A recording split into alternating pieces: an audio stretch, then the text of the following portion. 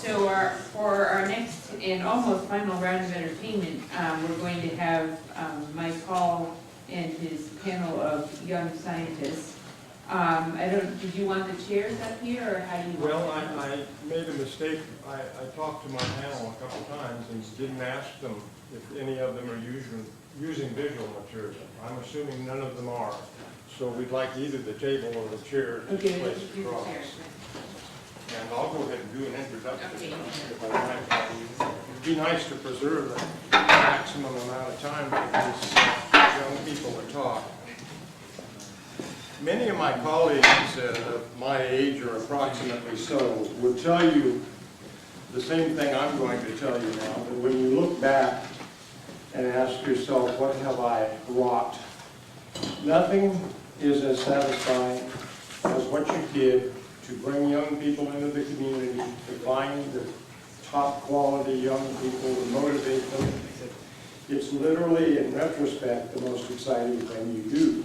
And in many ways is the best investment of a dollar and of your own time.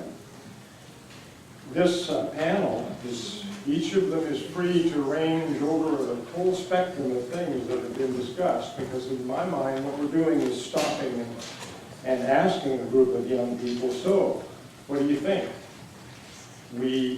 What does the pathway ahead to you look like? What are your reactions to what you've heard over these 2 days? And I will ask each of them to make a few comments, and I'll probably signal them when they have 6 or 7 minutes and ask that you finish up in about a minute or so, a minute or 2. And then we will, after each of them, we'll take a quick question or 2. Hopefully we'll still have almost half our time left by then, and we'll have a free-form discussion. And as far as I'm concerned, the audience is free to roam over material that they might not have raised about what have we learned here, where are we going, what are the important next steps. So let me begin. I'm going to take it in the order that it's on the agenda, and I'm going to keep the introduction very brief.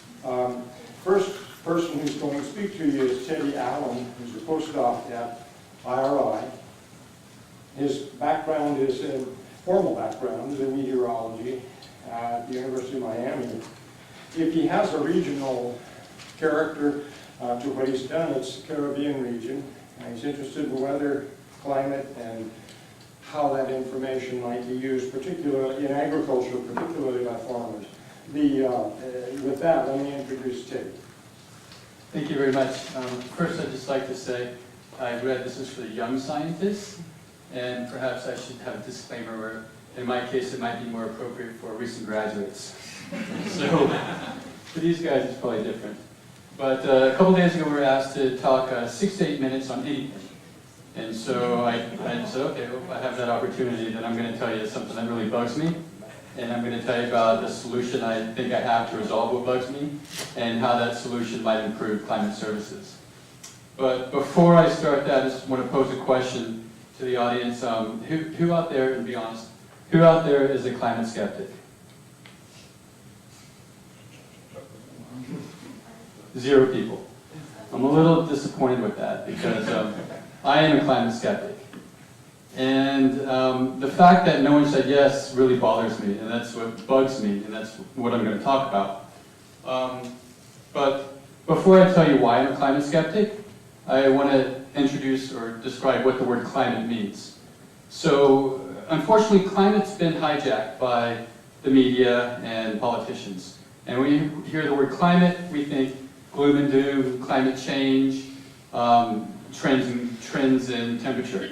Well, climate actually comes from the Greek word klima, which basically just means slope or inclination. And because thousands of years ago, the Greeks noticed that at various latitudes, the average weather systems vary per latitude. So the inclination or slope or latitude was the name given to climate, or the change in average weather over space or in latitude. So that's the root definition of klima. So if we weren't all climate skeptics, we would be stuck in Ptolemy's geocentric view of the universe right now, and still believing that the Earth is the center of the universe. Well, that's not true, and so as a climate skeptic, I continuously question how our time average weather evolves.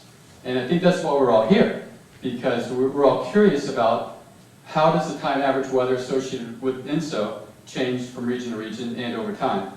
So I hope we're all now convinced we're climate skeptics. For me, climate is actually simply just the time average of weather events. And because of that, climate can be called a fiction of statistical averaging. So as you know, you can have a seasonal rainfall climatology of, say, 100 millimeters. You could have 100 years in that season, and you might never have 100 millimeters. You might have 80, you might have 230, you might have 90, but there's a chance you could never have the climatological average, what we call climate. So the solution to this, to me, is looking at climate in terms of building a weather to climate bridge. And if we think about climate in terms of the time average weather events, when we talk about climate change, what we really want to talk about is the variation of weather events within a period of time, over time. And when we talk about climate in the media, I think that's not getting communicated. And I was very happy to hear the presentation a couple presentations ago about the weather aspects and El Nino variability. That was very nice. So how do we communicate this weather to climate bridge? And this is the solution that I'm posing, is that we emphasize visualization techniques. As was mentioned previously in introduction, my background is mostly in the Caribbean, and I don't think I'll insult anyone by saying that the Caribbean is a very resource-stressed area in terms of personnel and money. So basically, you have one person doing the job of 4 or 5 people. And one thing that could really stimulate partnerships and improve productivity is enhancing the efficiency of data analysis and visualization. And right now, if you rely on a costly software license, it's prohibitive because it's too expensive to have all these different licenses, MATLAB or ArcGIS or whatever. And not only is it more expensive, but it's very difficult to learn if you don't have the resources. So what I propose is emphasizing web tools, one of which is heavily provided and supported here at the IRI Data Library. And that's actually what got me, the data library has actually got me interested in meteorology and climate sciences about 9 or 10 years ago. And as my advisor likes to proclaim, learning web tools over command line language increased my efficiency from slower to slow. So, which I think is a compliment.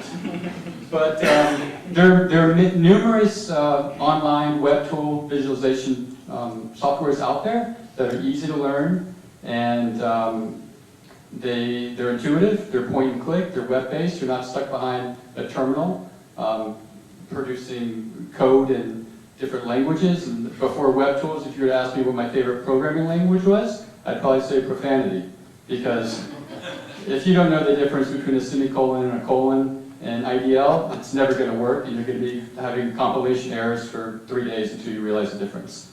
So what I suggest is using our knowledge here and sharing the tools that we have with those in areas that want this resource, that can use it and can easily benefit from producing professional quality graphics, visualizations that ultimately is shared with the user, because when you show someone a picture, it's worth 1,000 words, and it's a very simple tool and resource to share. A couple minutes? You don't need 2 minutes? Okay. I think that All right. yeah. Any questions? Let's take a question and comment, and then we'll come back to a larger question and comment. Kevin. All right, I'll stand up. I didn't think your first question about climate skeptic was well posed, but I really want to take issue with you on your definition of climate, which you call average weather. And I would prefer the way I think of it is that the weather is what goes on in the atmosphere, and the climate is what is determined by the interactions of the atmosphere with the ocean and the land and the cryosphere and the sun and the other components of the climate system. And as soon as you start to define it that way, it allows it to be dynamic and to evolve on different time scales. Even the diurnal cycle is a climate phenomenon in that regard. And so just talking about statistics, I think you might want to rethink that. Thank you. Any other questions, quick questions? If not, we'll move on, and remember, we're going to come back to these topics. This one Kevin raised, we've actually been tripping over for the last 15 years, 20 years. Formal definition is pretty much as you characterize it, but climate system behavior has really become the name of the game, so it's actually perhaps both. Let me introduce Ángel Muñoz to you next.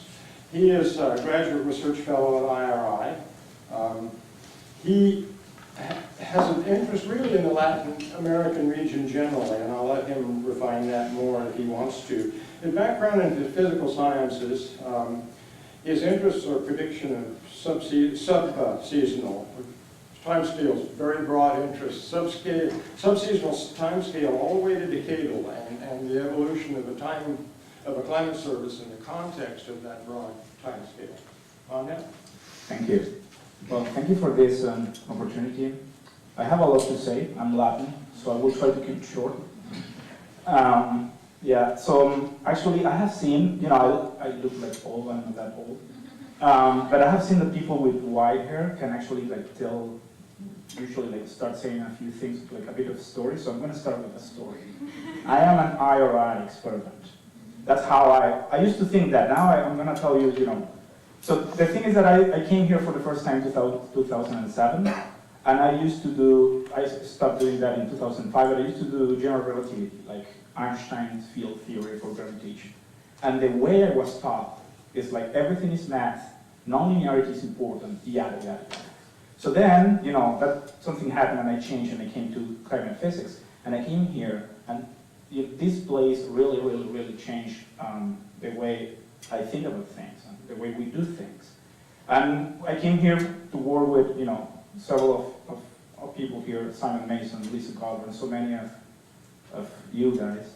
And at the end, I remember that Walter Batten, with that thick Russian accent, called me to come here.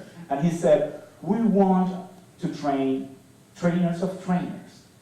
And so I have this thing that if someone says something like that, it means that I need to do it. And we created after that the Latin American Observatory. And we think that it's a really nice, really interesting regional partnership, no money involved, we just do that because we want to do it. And there are people like Juan Bass over there, now he's a PhD working for Red Cross, Red Crescent Climate Center. And that has been changing, a lot the way, at least I think, and maybe several people in Latin America think. So I understand that we want to talk a bit about how do we see the young generation research, operational communities, and users. That thing about users is a bit weird because sometimes the providers abuse it, whatever. I'm going to talk about that. So all this journey has just making me think that things are not, I think that we still, and I have seen that in several presentations, not only in this conference, but we still think in terms of reductionism and linearity. And I have seen really, really nice presentation, and just like Kevin was talking about that, like we still need to go, to that big picture. This is a conference on El Nino, but we have seen that it's not only about El Nino, it's also about impacts, or it's also about how the MJO is related to El Nino. And I would love to see in the next El Nino conference, I hope it's not in 20 more years, something like how, if we're going to talk about El Nino impacts, those are different because those depend on older climate drivers. So we have been talking about, a bit maybe about subseasonal, but more about seasonal and decadal. And all these things are really a continuum, like weather scales, then subseasonal, then interannual, yada, yada, yada. And I think that we still need to go further in that direction, not only because, as Simon Mason was saying before, we have good skill, and that is something really interesting. It's not only because we will get better skill, but also because we're going to be able to understand that this is it's a really complex system where we have multiple scales and multiple agents, but also we are tied to the social component.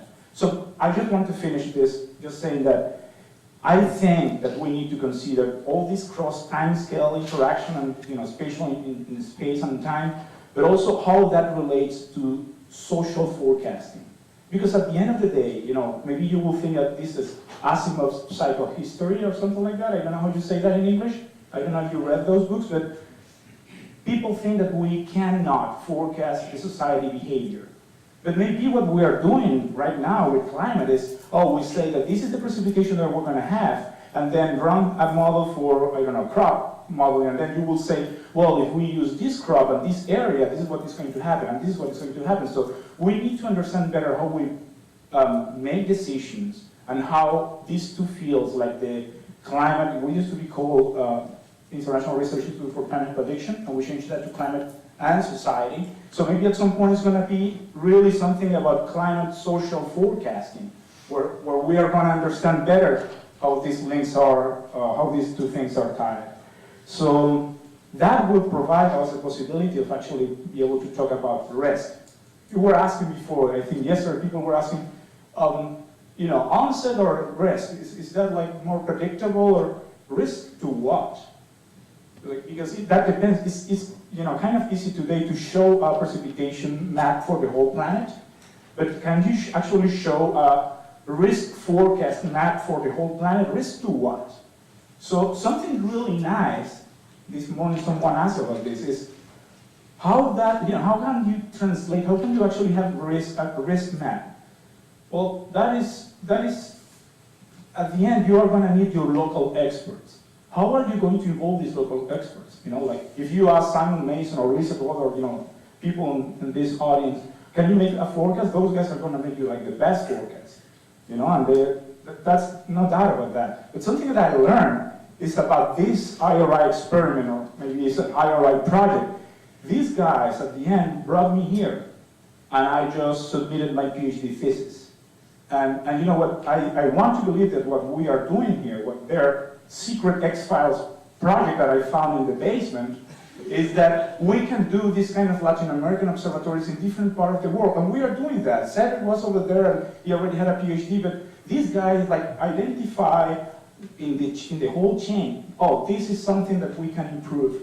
And then we have people from Peru, Mexico, Ecuador, Bolivia, Latin America in general, that are growing and getting a better understanding of things, and that actually are getting, I want to believe that is the next generation of scientists that know about climate, but also about the real thing with with the National Weather Services and so on. Thank you. The comments or questions on Angel's presentation?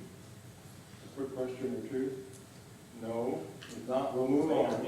I'd like to introduce Aisha Muhammad to you now. She's also on the IRI staff, where she's a senior research staff assistant.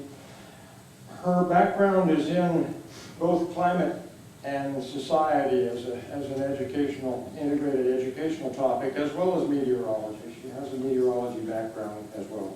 She is interested in climate information, particularly as it applies to public health, but she's free to comment much more broadly if she wishes. And if she has a regional preference, it's probably Africa or portions of Africa. Thank you. Sure. Hi, everyone. So I would say that I'm probably really love interdisciplinary work, in which I think that I found my way to this program, to New York City, and to the Climate and Society program. But I did start off as a meteorologist. They didn't call us that back then. They called us Voyage Planner Risk Communicators, which I think was a very appropriate title, even though we wanted to be called meteorologists, because we routed ships all around the world and we forecasted the weather and we communicated this risk to the shipping industry. And I think that's a really important topic, and something that we really think about today as we've been in this conversation. We were talking to someone from the Lancet earlier, and one of the questions that came up was about communication and about risk. And I think an earlier presentation that talked about how El Nino is different every single year. There's no one El Nino, there's no one signature that happens. And I think that that's a very important thing that we take away from all of this, is whether we're communicating the risks of our day-to-day weather, whether we're communicating risks of the climate and how it's going to affect different countries, that the risk can be different and that it's communicated effectively. And I never thought that I was going to wind up working in climatology and health and the impacts on it, but I absolutely fell in love with it. One of we came from a class from Climate and Society. Roop is one of my peers, in which everyone seemed to want to move into the energy sector. And so I thought that that was something that I wanted to do also when I came to Columbia. But during orientation, Madeline wandered down looking for pizza, and that's how I found her, and that's when we started talking about our mutual interest in business, and that's how it started off. We were talking about our mutual interest in business and how climate can affect that and how you communicate the risk of how climate could potentially affect the pharmaceutical industry and how that could potentially affect how products got out to people who were vulnerable. And so I think also moving forward in climate services, it has to do with understanding what people's understanding of climate is, what their understanding of weather is, because as you know, people will use those terms very interchangeably, talking about the weather and talking about the climate at the same time, and what's very important to them. And I think that, I cannot remember names right now, but the gentleman from Clark University earlier that was talking about how we take very colonial approaches into taking our own ideas, which we think are just wonderful. And we put all of the science behind it, and we talk to our own peers and our own colleagues, and we think that this approach is going to be really good. Not to say that it's not, but I think that we do need to take a step back and understand that there are other people, there are people that are living in their own countries that we're trying to go into that we're really understanding what is happening to them, and they are understanding climate change, even though it would seem that we're in the United States that no one really knows what's going on, based on what's going on in the media.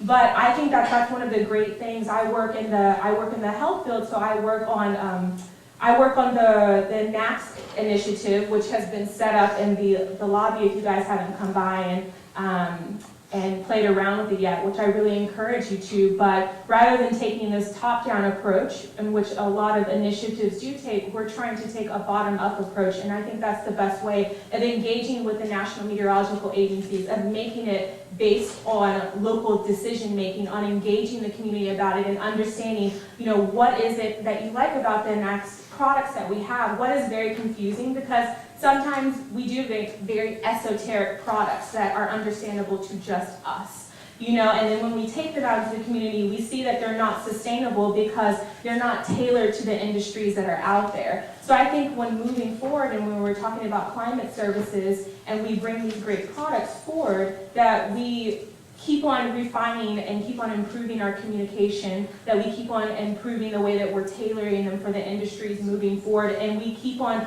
reevaluating and editing and getting feedback back from other people to understand what their perception is of it, if it's working effectively, if it's accessible, because just because a tool is there and it's readily available, it doesn't mean that it's being used properly, or doesn't mean that it's effective to a population of people. So I would just say that we keep on moving forward and we keep on getting feedback back from the community that we intend for it to be for, and make sure that it's being effective as well. Thank you. Right on time. My goodness, this is remarkable. Something we could all learn from them.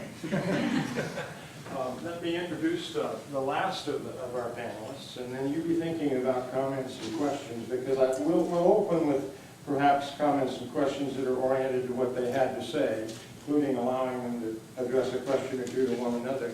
And then we'll open the floor, in case we're bored, we'll open the floor a little more broadly to comments and questions about what the future holds and what the values young people can bring to this program. Next speaker I want to call on is Roop Singh. She is a technical advisor at the Red Cross Climate Center. You heard from another speaker earlier today from the Climate Center. As such, her interest is in climate and weather, but particularly as they pertain to natural disasters.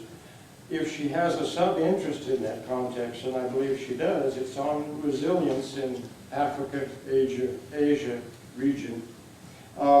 She has both, again, a climate and society background as well as an atmospheric sciences background. Roop. Thank you. So I do work for the Red Crescent Climate Center, and you heard earlier from my colleague Karina, but the Red Crescent Climate Center really deals with the human aspect of climate. But my background itself is from meteorology, so starting to work for this organization, it was a little bit of a shock to realize how are we translating climate information to be actually useful to people who are potentially going to be using it. So I can only speak from my personal experience, and this year being an El Nino year, a lot of international humanitarian organizations are sort of scrambling right now to figure out what do we do about El Nino. It's a big buzzword, you're sort of seeing El Nino pop up everywhere, but everyone's trying to figure out how do we deal with this. So one of the things that we've done within the Climate Center is to set up webinars. So a webinar is a great way to sort of reach a lot of people and also do it in a way where you see a face, so it's not just a text-based document, it's not a briefing. And this is sort of a surprising experience to me because one of the things I realized was that I couldn't use words like teleconnection, I couldn't even use convection. Because people didn't understand what convection was. The furthest that I could get into meteorological terms was using precipitation. So that seemed like a handicap to start with, but I quickly realized that if we do want to effectively communicate the impacts of El Nino and what's actually useful to the users, we would have to start translating our climate information and get away from this meteorological jargon. And so some of the questions that I've encountered from people in these webinars is, for example, in East Africa, people would ask, so when will El Nino arrive? And that's sort of an interesting question because we say that El Nino has been ongoing since March. So it's not necessarily going to arrive. But that's sort of the perspective that people have on the ground, and it was really eye-opening and enlightening for me to realize that this is how people think about it, and this is we have to sort of figure out how do we work within the framework of what information they need. Do we really need to be explaining to them sea surface temperatures in the Pacific Ocean if they're really only worried about impacts in East Africa? Another challenge that I encountered during these webinars is people trying to respond to El Nino. For example, we have these fires in Indonesia. So one of the Red Cross initiatives to sort of respond to these fires was to do a water, sanitation, and health initiative. And one of the questions that arose was, so can you tell me on in the next 2 to 3 weeks, are we expecting rainfall? And we have these seasonal forecasts, but how do we make it so that we can translate this information so that it's at timescales that are useful? And I think one of those ways is, I think Ángel mentioned it earlier, seasonal to sub-seasonal forecasting, which I know that IRI is really getting into. But generally, I also want to sort of pick up on a topic that Aisha mentioned, which is how once we create a tool, we expect users to use it as if that's just what they're supposed to use. And we've started this conference with this talk of end to end to end. And I want to sort of be somewhat provocative and maybe say that maybe we should put an end to end users. So instead of thinking of them as end users, we should get rid of this term and use a different term, maybe something like co-users, so that we're actually involving them throughout the process of creating a tool so that once it does get out, it's useful to people on the ground who have to make decisions that are related to climate. So how do we do this? One of the ways that I've mentioned already is translating climate information into a form that's meaningful to a wide array of people. So you have people from developing countries and developed countries wondering about what they should be doing about El Nino, and they have different contexts. So you might not necessarily want to give the same information to different people. For example, my colleague earlier showed that climate crowd video. That's not necessarily going to be the most useful tool for a disaster risk manager, but maybe for a community who's able to understand through a video, that is the most useful way to explain El Nino. The next thing that I would say we would want to do is closing that loop by working with communities on the ground to figure out what actions that they can actually take based on a forecast. So we talk about giving these forecasts to people, but people don't necessarily know how should they be using it. What level of risk are they willing to take based on a forecast? So if we do have a probabilistic forecast of 60% chance of above normal rains, is it worth actually evacuating people out of their homes? Is that a risk that people are willing to take? Or are there other actions like digging trenches around homes that are more useful based on that level of risk? So really tailoring it to the person who's going to be using it. And then the last thing I want to talk about is learning. So learning as we go. So it's not just once everything is out there, we say, let's learn about it now. Instead, as we're developing a tool, getting feedback from users and saying, is this useful? And then I guess I want to end with resilience. So resilience is a topic that it's another buzzword that we use to sort of talk about an integrated poverty and climate and agenda that sort of brings together all of these things that will make people resilient to climate shocks and extremes.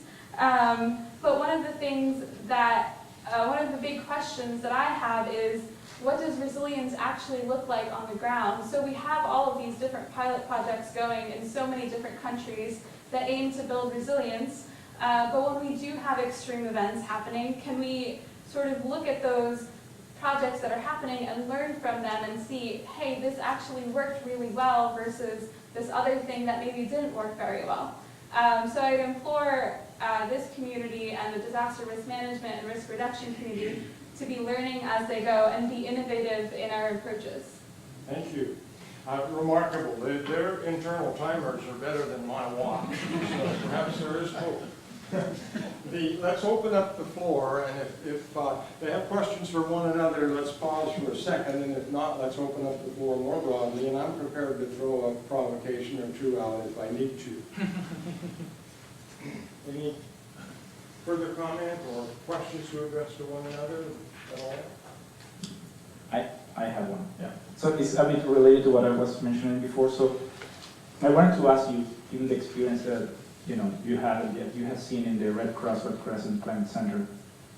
So my experience with the vulnerability community and the, let's call it, hazard community, is that they are really good at what they do, but I don't know if they talk a lot to each other, or like sometimes, I don't know. I think that there is a gap there that maybe we should actually try to build a bridge or actually mix everything, because I don't know what your experience there, but it looks to me that they tend to think that vulnerability is independent of hazard or that it's constant and it doesn't depend on so I think that those communities should work together. I haven't been working very closely with people who define, this is how we define vulnerability. So I don't know if you can mention something about that. Yeah, I would tend to agree with you and say that the hazard community and the vulnerability community are definitely very far apart, but I think we're starting to see this change where people are starting to come together and have more integrated approaches, which is really great. I think we tend to have a really good understanding of, when I say really good, a pretty good understanding of what the hazard is. We tend to have a pretty good understanding of what the exposure of different people are. What we don't tend to have a good understanding is how vulnerable are they to natural hazards. So I think that's one thing that we should spend some more time looking into. Who is the most vulnerable? Who are the most vulnerable people? What makes them the most vulnerable? And how does that interact with the hazard? And how does that change over time? Thank you. Other questions, comments? If not, let's open the floor. Jim, and then someone here had their hand up. You're next. Great. Yeah, thank you very much. First of all, thank you for coming into our field. It's nice to know that we're going to have some people to hand off to. The question I have, so let's say I'm a farmer in Chile. In fact, let's say I'm a wine producer in Chile. And I've researched, because I'm a farmer, I've researched what kind of fertilizer to use, and I know when to plant, and in fact, I watch the weather forecasts, and I know how to maximize the value of my product. And I do that because I'm a grower and I want to maximize, and that's my responsibility. Why isn't it my responsibility to find out what's happening on the seasonal timescales? Maybe from each one of you, why is it not my own responsibility to learn the jargon, to understand what is out there, to search and find out what it means to me? So I can sort of speak from my own perspective is, I would agree that it is your responsibility to some extent to be aware of what's out there. But I'd also say that climate is just one factor in a huge number of different things that people deal with. And we being in a climate community think about it all the time, but other people, they have so many other sort of problems and worries so that it's not even a factor in their day-to-day lives. I mean, maybe for a farmer, it's more so a factor, but you're also worrying about all of these other crop inputs, so that unless that information is readily accessible, you might not actually seek it out. I would say that I don't think that it's completely on the onus of one person, because that's not very community focused as well. You know, otherwise we wouldn't seek out any professional help for anything if it were all on the onus of us to do everything ourselves. Like if I were to get sick with the flu, would it be on me, you know, to treat myself, you know, to WebMD everything? And we all know how dangerous WebMD is. So, you know, I think that it is on the onus for people who are experts, you know, to give back and to pay it forward. And this is about sharing information. You know, that farmer has to share their information with us about how they're interpreting how climate is affecting them. And it's up for experts to actually share the information of what's going on and what they know as their expert field, to share that, and for the information sharing to go and for best practices to come from that. Go ahead. Thank you. Yeah, I think that, I don't know if I understood well the question, but it's not like your responsibility to provide those products, but a bit like what I mentioned before, we still think about weather and, you know, seasonal, and it's more like a continuum of things. And I think that, you know, you should be, well, I think that we all maybe have heard about the ready, set, go approach that, you know, we so often use here at OBrien and so many other centers. So you should be like layering all that information in order to make your decisions. You know, you as a farmer, as a head of your family, of your enterprise, or, you know. So I think that you should be considered not only like the seasonal and the weather, but also the subseasonal, like the whole range, in order to make decisions. And by the way, I know that you have family, or you're from Chile. I really don't know that part of the story, but they do consider that. And I have seen that. It was awesome. I have seen that with the people of the National Weather Service there. So just to see if I understand your question correctly, you're asking why is it not your responsibility to understand the jargon, is that correct?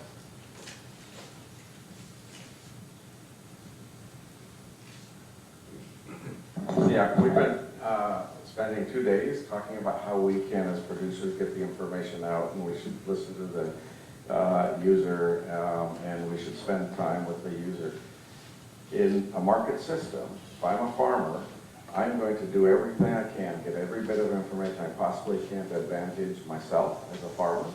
And I do go out and seek the kind of information that I needed. I know what kind of insurance, I know all of the inputs, and of the myriad of inputs, this is yet another one. Why is it not my responsibility to also be reaching out and finding that so I can benefit?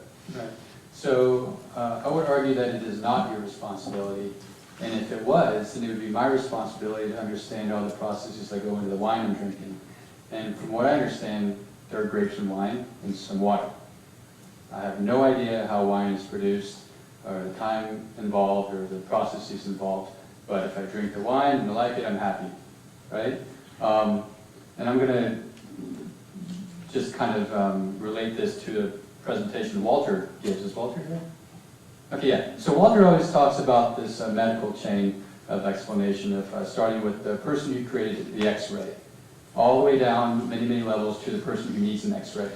And the person who needs the X-ray isn't going to be a physicist understanding how X-rays work, and you don't expect that, right? But what you do expect is a chain in there somehow. So the doctor informing the information to the patient can be well-versed and can express that information to them. So I would think that it is your responsibility to consult with an extension officer or someone who could relate the jargon to a better kind of background to what you might be interested in, so you can better absorb it. Because it's not going to be the most efficient use of your time to understand the details of meteorological science. It's not going to help you as a farmer, I don't think. But it will help you to talk to agricultural extension officer or someone in that capacity. Same way as when I drink wine, I'm not going to stop and understand where the grapes come from, how were they pressed, how long have they been aged, and so forth. It's just, to me, it's Ernest and Gallo when they're stepping around and creating some juice. There was a hand up over here. Yes, please. Madeline. Hi. I just wanted to sort of bring in another issue, which I think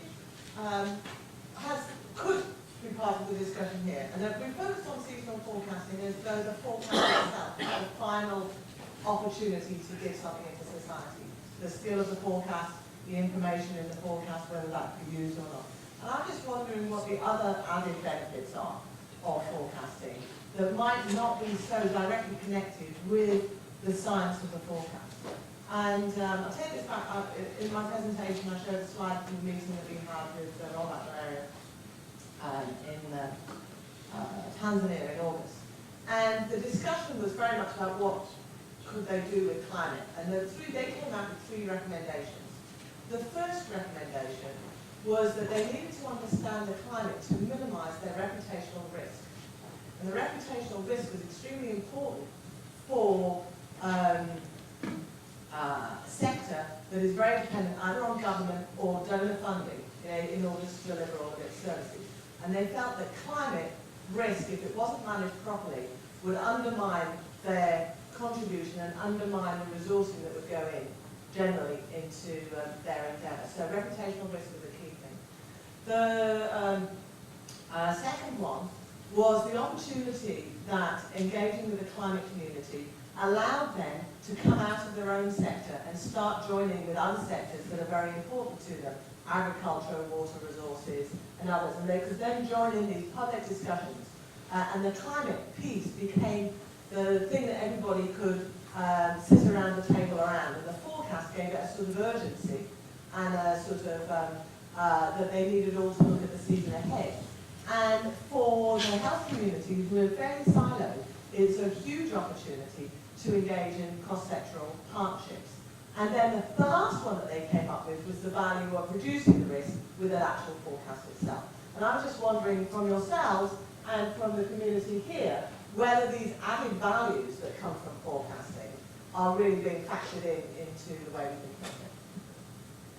Any of you addressed it? Can I just I'll quickly address that based on something I heard last night, mostly just the first part of your question. How do you make sense of the forecast given all kinds of uncertainties, or other added values to the forecast? So I was talking to Rodney from Ecuador last night in reference to the presentation Dr. Farrell gave yesterday about the catastrophic floods in Dominica, even though it was the biggest drought on record in the Caribbean and forecasted El Nino. So my thought was, well, how do you restore the confidence in these people given they had the worst flood on record with the background of the worst drought on record? So how do you reconcile that? And so I was talking to Rodney, and I said, so your organization started in response to 97, 98 El Nino. So you must have some experience and background in dealing with uncertainty and dealing with people who have to manage uncertainty. And his response was very eloquent and simple. And it made me rethink kind of what I need to be doing in terms of climate science. And simplification can reach out to a lot of people. What he told me was that it's less important that they understood and managed the risk or the uncertainty, but what was more important is that we were giving forecasts that made decision makers or policymakers make decisions, and that was a win. So if you're giving something to somebody and it's causing them to do something that you want them to do, that's a very positive aspect. Whether or not you're doing exactly what you want them to do by the decimal point might not be the pressing concern for right now, but I think if you can deliver a forecast, and it's at least causing decision makers to think about it and change their course of action, I think that's a very good victory for that. Piggybacking off of what Teddy said, I would say that it makes just not policymakers make decisions, but it gives individuals the ability to make decisions themselves. Because I'm from Oklahoma, and I'm from northern Oklahoma, and I don't understand why people keep on rebuilding there because they're hit with a tornado every single year. I mean, like clockwork. You know, more Oklahoma is hit with a tornado, and they do heed the forecast, and you know, to take heed to this, they build tornado shelters.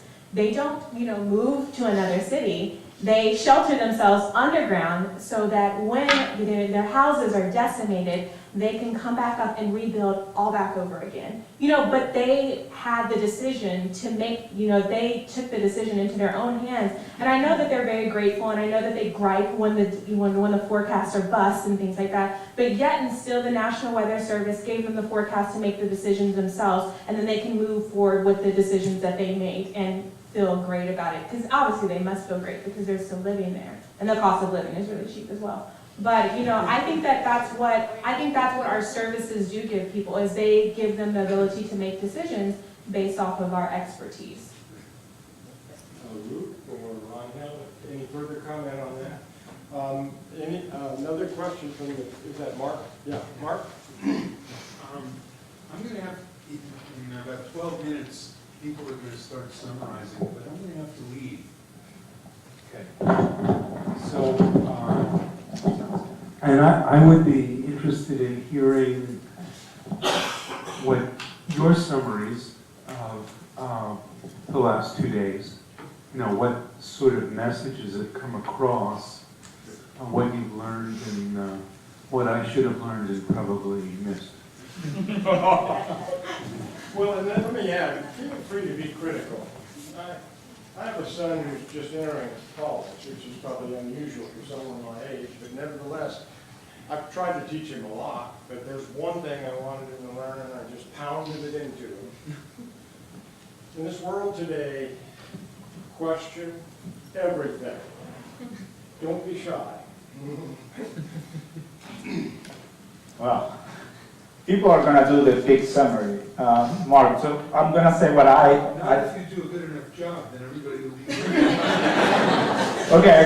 That has been like amazing 4 years of work. I just took like note of 3 things, and I think that I already mentioned that. But for me, you know, this is it. I think that, you know, we are on the right path. We need to further consider a few other things. It's not only about El Niño, and La Niña is not only about ENSO. We need to consider cross-scale, you know, time and space interactions, and I think that, you know, several people are already doing that. We just, I think, need to do a bit more about that. We need to build better bridges between hazard and vulnerability. Those communities are still a bit disconnected. Maybe that will lead us to, you know, better forecasts, climate and social forecasts. And if we understand better, like, that relationship between vulnerability and hazard, if we really understand, you know, how are those links, maybe we would actually be better communicating what are the actual impacts of those hazards, instead of only talking about hazards. Anyone else? Please. What did you get out of it? Okay, so before I came, I thought this was going to be a 2-day conference on dynamics-heavy ENSO science, considering where we are. And I was surprised, pleasantly or unpleasantly, just surprised, not good or bad, that we had participants from the UNEP, WFP, USAID, SEAT, Bloomberg News. So it wasn't quite exactly what I was expecting, which was a good surprise. So in my summary, if you were to ask me, what I felt about this two-day experience, it's summarized by a quote that Andy Jarvis said. He said, "The secret of success is partnership." And I think that's very well defined in the agenda. You can see throughout the broad-based interdisciplinary group of people we had. I think that the secret success is partnership, but after the next 2 days, I don't think it's much of a secret anymore. So our success is partnership. Anyone else? Roop, any comment? Aisha? I guess from this, what I gathered is that some people still don't know what El Nino is. That we're still trying to wrap our head around how that is going to affect other industries and how that's going to affect society at large. But there are so many people here who are willing to take on that challenge, especially some of us who are just now getting into this career field. And I encourage everyone to please use us and employ us moving forward, because we are, our generation are the people who are just not scientists and social scientists. We're becoming both. So I know that there was a panel up here was talking about, you social scientists stay over here and you physical scientists stay over here, but that's not, we're interdisciplinary now, and it's just not okay to just be a scientist and us stick to our data crunching and you be your social scientist and you stick to your communication. Like, we have to be both now. And I think that we are moving into that realm of being able to be good communicators about our science and being able to communicate it in very digestible ways. And so that's what I took from this, is that everyone is very encouraging of us moving climate science forward and merging it with communication for very impactful societal decisions. Wow, so I think these three who have gone before me have summarized the conference pretty well. But I think what I will add is that we've come a long way in terms of forecasting El Nino, and we've also come a long way in terms of taking that information and putting it into use. But we've also got a long way to go. We know that El Nino happens every 3 to 7 years, so it's going to happen again. And we should take this sort of opportunity to plan for the next big El Nino. Thank you. I forgot to mention only one thing. Yeah, go ahead. This one is for Mark. It's a great job. If we really want to continue to have like this, or to enhance our link between research, operational communities, and users, keep funding IRI.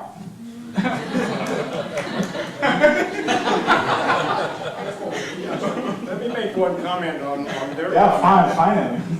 If you truly evolve into scientists who are fully credible in both everything from physical to social sciences, and I think you will and you are, then the rest of us will find you productive work. And if we fail at that, we've failed at everything. I have a subject I want to raise myself, but let me see first if there's further questions from the floor. The subject I want to raise, is that Joe back there in the very back? Yeah, okay. You might want a heads up, because I'm going to refer this to the panel, but then I'll refer it to the group at large, and you might want to comment. Partly in preparation for this meeting, particularly when I saw I would be doing this panel, spent an extra amount of time looking at press reports, and I decided to focus on a couple stories. And the question I'm going to pose, if generalized, is can we as scientists, responsible scientists, afford to be as passive as we tend to be in our relationship with the press? I looked at two stories, the Syrian refugee story, and you heard that discussed earlier. My belief is that it was certainly not just a drought story. In fact, perhaps not predominantly, but the drought may have had more to do with scaling the mass migration than any other factor that turned it into millions of people on the move. 4 out of 5 stories in the media, and I'm talking about print media, broadcast media, and online, I looked at all. 4 out of 5 in discussing the story of Syrian refugees never mentioned the subject that these might be in part environmental refugees. And here we are in a world where environmental refugees will probably be a term of art within a decade. There will be a lot of them. That bothers me, and yet I don't know what I would do about the fact that they just don't pick on these stories. The other one is the Indonesian fires. I looked at 4 or 5 or 6 stories on the Indonesian fires, and none of the 6 I looked at, 5 or 6, commented about the Indonesian fires in the context of variability in rainfall in the tropics. They all described it as a story of bad guys burning trees, which of course it is in part, but there's totally missing the context, the background, the environmental background, and we as scientists trying to get a job done would really profit by a press that picked up on the full-blown environmental aspect of stories like this. Now let me address that to the 4 of you. Are we passive? And are we too passive? And what might we do about it? And then I'll ask Joe if he might want to comment. He doesn't have to, of course. Yeah, maybe we are passive, but something that I might be wrong, but something I think is like not every scientist, in my case I'm not every scientist is ready to talk to the media. We might be like creating a bigger problem if we open our mouth sometimes. So maybe there is a reason for being passive. Yeah, so I guess I would add that I agree that we are passive in some cases, but also that the media is also evolving so that you do have people who have meteorology and climate science backgrounds who are taking up the profession of journalism and really bringing the climate aspects to all of these other stories. So we are starting to see that with all of these, like the Capital Weather Gang, all of these news organizations that do bring climate into it. But I do agree that there's a need for us to sort of insert climate science into all of these stories. One of the things that I've noticed is you have all of these El Nino stories where every single drought or flood that happens this year, it's automatically connected to El Nino, and that's not the case. That is not the case by any means. You might have a region that has no teleconnection with El Nino, but still people are connecting it to El Nino. So there's definitely a need for us to clarify, I think. And I just think that we're being passive, and I don't know if many people are interested in doing this, is because we don't sit on office anywhere either. There are no scientists that, although there are hardly any scientists, I wouldn't say that there are none because we know that there are some. But there are hardly any that sit on, our House of Representatives and our Senate and actually, push forward decisions that are made. And I know that some people don't want to do that because it's just the nature of thinking about politics, and we're like, I don't want to do that. But I think that we're going to have to start thinking about actually approaching professions like that after, we become experts in our field to actually push things to get done and stop being so passive about these things. We got to get fired up. Yeah, I think it's a great question, and I sense there's a little bit of a mixed message going on in regards to that, because the question is, are we becoming are we too passive, right? Yeah. Well, earlier we hear that some people say, well, let's let the social scientists do social science, and you guys do the physical scientists do physical science, and we'll work together, okay? And now I hear a question that asks, well, why are scientists being too passive at delivering information to the media? So, and then I hear from some people that say, oh, physical scientists are starting to do both. We're starting to do social science also. So it's a mixed message of, well, are we kind of still working independently but increasing our networks and having an inter-network strength? Or are we being expected to kind of expand our own personal sphere and do a little bit of everything. And so I don't really have the answer to that, but what I can say is, like, here at the IRI, we have a great communications department. So maybe it's not that the scientists themselves are expected to deliver the information to the media, but perhaps better communications departments could be embedded in scientific organizations, and the scientists could then press them. But we don't have to press ours because they're so good.